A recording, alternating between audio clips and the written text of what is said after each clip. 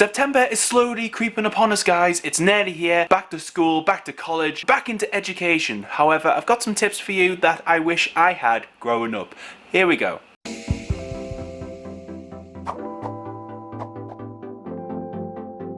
Well, hello into people, how you guys doing? I hope you're doing okay, and if you're brand new to my channel, I talk about autism, being autistic from my experiences as an autistic person. So if that sounds interesting to you, then consider subscribing, hitting that notification bell so you don't miss out on anything. I know the title says back to school, but these tips could be applied to you if you're going to college or university or something like that. Now, the first tip for going back to school and what would have helped me growing up was actually preparing myself for going back to school. Now, what I mean is, days leading up to going back to school or college to that first day, it was quite a stressful time. I didn't really cope with first days very well, I must be honest with you. And one of the things that would have really helped me was actually doing my school routine before actually going back. And this for me would have been really helpful because it would have created less anxiety for me about the fact that I was going to school the next day, because the first day, like I say, just a stressful time because you just don't know what's happening. You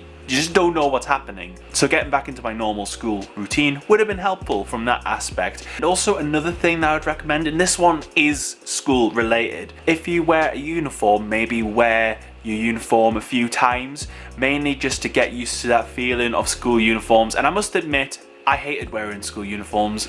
I just found them irritating. The tags on school uniforms in particular were quite annoying. Now, this bit of advice is actually useful when it comes to shoes, especially leather shoes. With leather, you've got to wear them in. You've got to wear them a few times so you can break them in and they are comfortable for you to wear. There's been countless times where I've gone into school my first day and my feet have rubbed together and it's just a nightmare, and you can't focus on anything because, you know, your feet are like hot coals. You know, you feel like you're walking on hot coals. So definitely wearing the clothes that you're going to wear when you go to school, I think, is really helpful, and just, like I say, prepares you in your mind for actually going back. Now, the next tip is sorting out your school bag, college bag the day before. Now, I used to be one of those people that I would rush around on the morning of going back to school or college, and often I would forget stuff. I mean, I forget stuff now, but as a child, I was terrible. So one of the things I would recommend, especially if you're going back to school, is just preparing your bag beforehand. It just means you don't have to rush around on the morning. But also another thing that I've learned from being an adult is that I tend to put certain items in certain pockets of my bag. I think this would be incredibly useful as it just helps with organization, and also you just know where things are, so you're less likely to lose stuff if you know specifically where things are. But you might be saying to yourself, Andy, what do I put in my bag? Well, one of the things that I would recommend putting in, and this is something I wish I did at school specifically, is getting some kind of folder or binder, and basically you put stuff into this binder by subject, whether it's coursework, homework, general things to remember. Also, if there's any fact sheets or information sheets that you need for exams, for example, I think this would be incredibly helpful. Honestly, getting a binder or some kind of folder would have helped me in school because I was notorious for just putting things into my bag, not organized in any way, shape or form, and just honestly hoping for the best. Next thing I would put into your bag is some kind of fidget aid, stim aid, something like that, because as an adult I very much realized that I like having things that I can just take out of my bag and be able to fidget with, being able to have something where I can put my energy into it, be able to concentrate, but also be able to decompress and be able to de-stress myself when I'm feeling anxious or stressed out. It has been a lifesaver, it really has. If you're someone that chews on pens and pencils, I used to do that at school, I can fully admit this, but one of the things that I think would have really helped me at school would have been some kind of chewable aid, and this is where the Chewigem pencil case comes in. This would have been incredibly helpful for me at school because not only does it contain different types of chewable aids that look like ordinary school stationary. So for example, you got a protractor, that's chewable. You also got a ruler, which again is chewable. But also in the pencil case, you also have some fidgetable little toys. So you got a rubber there. Now the pencil case itself isn't chewable, but it does act as a fidget, and it's got like little bumps on there. So it's kind of like bubble wrap in a sense. You can just press down and just pop, just in case you need a fidget in the middle of class or college or even university. You know, I think this is a really, really great way to fidget discreetly, but also you have the opportunity to chew on stuff if you need to. So if you want to have a look at that pencil case or any of the other items that Chewigem do, I'll leave my affiliate links down below. Remember, these are my affiliate links, so basically if you make a purchase, I get a percentage of the sale, but it's at no cost to yourself, and it does help the channel out. But the other reason why I think you should check out the Chewigem website is because at the moment they're doing a back to school promotion, so some of their items are a part of their back to school sale. Any items that are a part of the back to school sale, you can put them in your cart, and when you get to checkout, if you use the code extra10, you get 10% off. That's extra 10 at checkout. Hopefully I'll put some animation so you know exactly what to do. It's only for the back to school items, and this is only valid for people in the UK and Canada between these dates. So definitely have a look at my affiliate links if this is something that you want to be a part of. And just lastly, thank you so much to you guys at Chewigem. I love you guys so much. Let's get back on with the rest of this video. Another thing I would consider putting into your bag is a little bag or a little pouch. Basically, you could put all of your essentials in, whether it's medication, you know, cleaning stuff, so you can clean stuff off your hands, clean stuff off yourself. I was an incredibly messy child. In fact, I'm still messy now,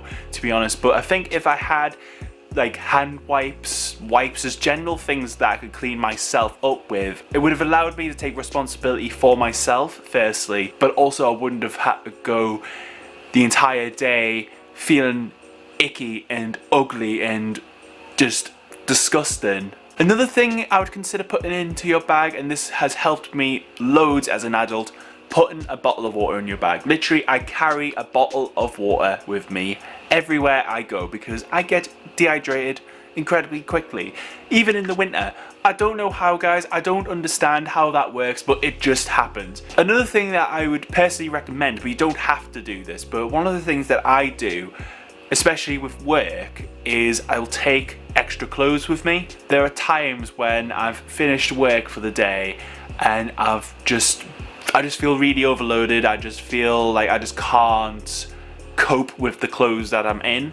So I will take more comfy clothes, you know, not work related clothes. And especially if you've had a spillage during the day as well, maybe having something extra, like an extra top or something like that, could actually be really, really helpful. But obviously if you or your child or something like that takes extra clothes and they need to change into those extra clothes, it's obviously important to get school's permission for that, because obviously if it's a school, they'll have a set uniform. So obviously get permission first before doing that. But actually, is there anything that I've missed off that you would have put in your bag going to school, or you do put in your bag going to school, college, university? Let us all know down below in the comments, because we might be able to learn off each other.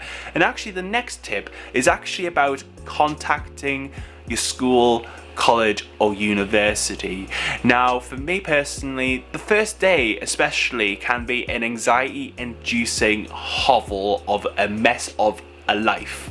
But basically I feel if I was able to contact the school prior and, you know, maybe asking for a timetable beforehand, it would have just helped me prepare myself in my mind for what to expect, what I'm actually going to be doing. It would have helped me prepare myself for going back, and I felt I would have been more prepared and kind of knew what to expect, especially for the first day and the first few weeks. But also another reason for contacting the school prior to going back would be really to check in to see if anything's changed. Now, change for autistic people can be really difficult. I find change quite difficult. I actually did a video talking about autism change. I'll leave it up there.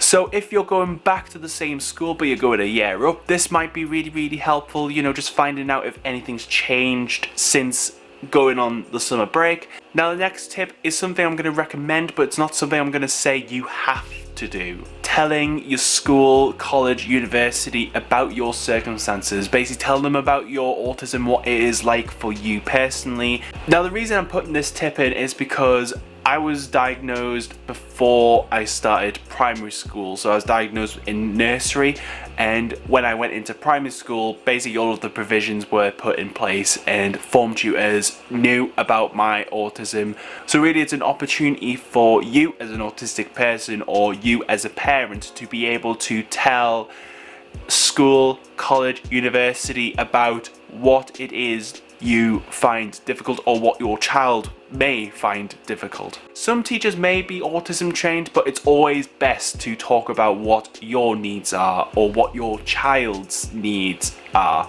But of course, like I say, it's not something that you need to do, but it is something that I would recommend. Finding your own space, like your own safe space in school, college or university. Now, for me personally, when I had moments of crisis, or I was in a meltdown, I was in a panic, when I was just higgledy-piggledy and just everything felt like it was collapsing underneath my feet, I didn't really have a place that I could call my own, and often I would just melt down in quite public places when I could have found a place for myself and just gone off to that place to be isolated, alone, and just find my center, find myself again and be able to calm down. As an adult, I've found this incredibly useful. So when I'm feeling really stressed, really tense, or just feel like I'm on the verge of a meltdown at home, I'll come up here into my office because it's quite quiet, there's not a lot of stuff in here, and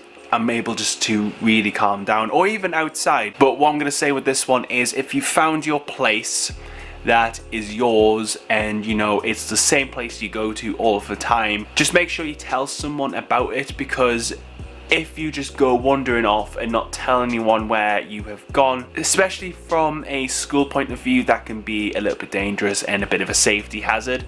So just telling someone your place that you go to calm down if you're on the verge of a meltdown or you're panicking helps the people in school know exactly where you're gonna be or where you can be found if you are needed or to be checked up on, if that makes sense. But definitely finding your own space in college or university I think could be incredibly useful. But what tips for school did you find useful for you growing up? Or have there been things as an adult that you've learned that you wish you would have told your younger self? Let us all know down below. Let's all help each other, especially for those who are going back to school, college or uni. But I hope this video has been helpful to you, and if it has, let me know by giving it a big thumbs up for me. But for now, stay you, stay indie. I hope you have a great day, and I hope to see you next time.